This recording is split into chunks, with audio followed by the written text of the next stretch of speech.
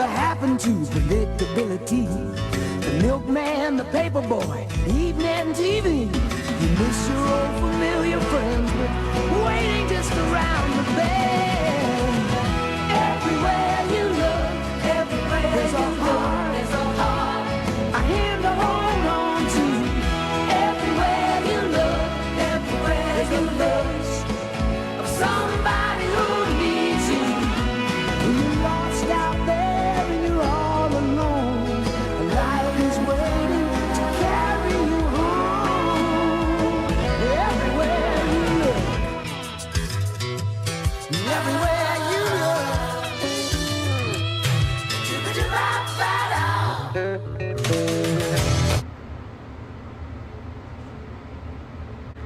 Hi guys, welcome back to my channel. Today I'm going to be sharing my top kitty essentials for beginner cat owners and what you should buy when you first get your cat, or before you first get your cat. And if you already have your cat, I mean, you might still need some of these things on the list if you just got it. So without further ado, let's get into it. Get into it! I have with me special guest, Cindy Booty. My Sydney Brianna Morningstar. She's my guest on this channel today. So number one thing to get for your cat is a litter box. You can get a normal litter box or you can get a robotic litter box, but I feel like you should get a self-cleaning litter box in the future when you actually have the money for it, because they do tend to be a little expensive. The one that I have, I will show a picture of it. I'll show pictures of both the litter boxes I have, but the one that I have that's self-cleaning I got from PetSmart. And I really wouldn't recommend that one because it is actually really messy. Right now, since I'm pregnant, my boyfriend does it, and he came to me and told me, I can't even believe that you cleaned that out. And I'm like, yeah, cleaning a litter box is just terrible. But that's why you have to stay on top of it and clean it like morning, evening, and night. So very constantly. And the rule is a litter box for each cat, but I have 2 litter boxes for my 5 cats, so I'm kind of breaking the rule. You just have to really keep up with it so that you don't upset your cats, because if they get upset, then they will go poop somewhere in the house, and yes, they will show you that they don't like it.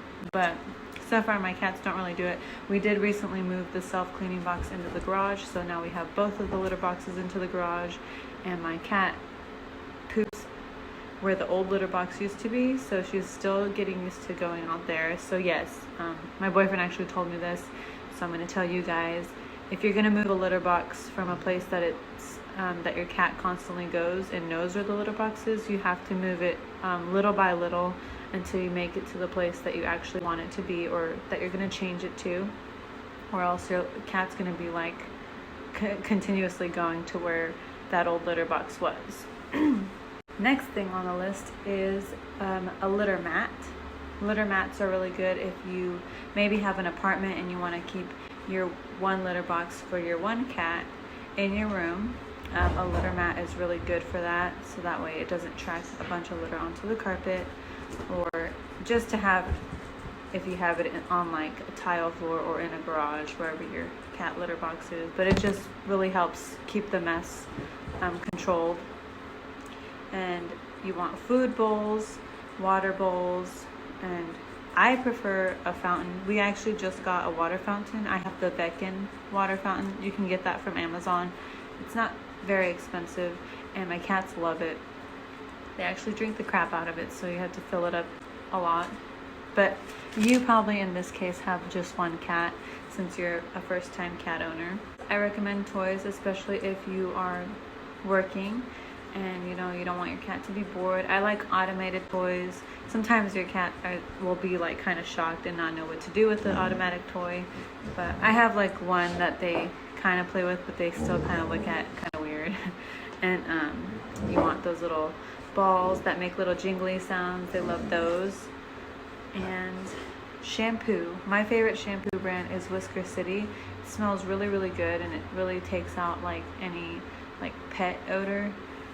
So I recommend that. And then you want a brush and nail clippers for your cat, just to keep up with its fur, because cats do shed a lot. Like I literally I feel like they shed way more than dogs, especially if they're like medium to long-haired cats. So I'm constantly vacuuming this couch behind me.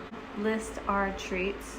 My cat's favorite treats are Temptations. They go freaking wild for these. Like one time I left these in a bottom cabinet. Like I used to store these in the bottom cabinet, and I came home to this whole container empty. It was on the floor, the top was popped off, and it was completely empty. Like my cats have, like they literally ate the whole freaking thing. And so I have to store it on a high cabinet, and yeah, because they will go after these. And I also get them the greenies. The greenies are really good for their teeth.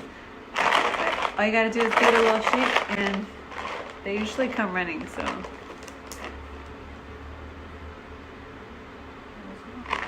My baby's down here. My cat, Love, she is very princess-like, and she has to have her treats given to her.